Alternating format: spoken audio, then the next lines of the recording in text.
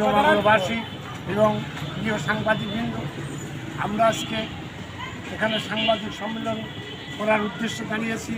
এর অর্থ হল মাগুরা এলপিজি গ্যাস সমিতি মাগুরা বিভিন্ন রকমের সুবিধা অসুবিধা নিয়ে আমরা এখানে দাঁড়িয়েছি।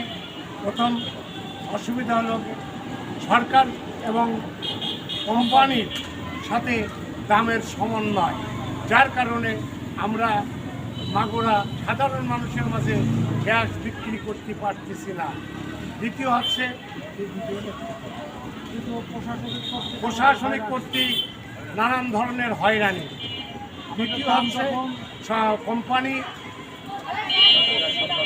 গ্যাস সরবরাহ করতে অপারগ এবং কোম্পানিকে সরকারের যে দামের সমন্বয়, কোম্পানি দেখা যাচ্ছে বর্তমান 1330 টাকা, 1306 টাকা, আর কোম্পানিও 1306 টাকা।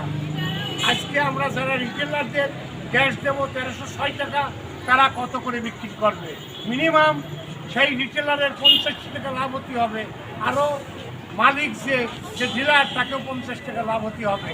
এইগুলো কোম্পানি বা সরকার চিন্তা ভাবনা করতেছে না, যার কারণে আমরা মাগুরা এলপিজি গ্যাস ডিলার বা সমিতি ছাড়া আছি, আমরা গ্যাস বিক্রয় করতে পারছি না।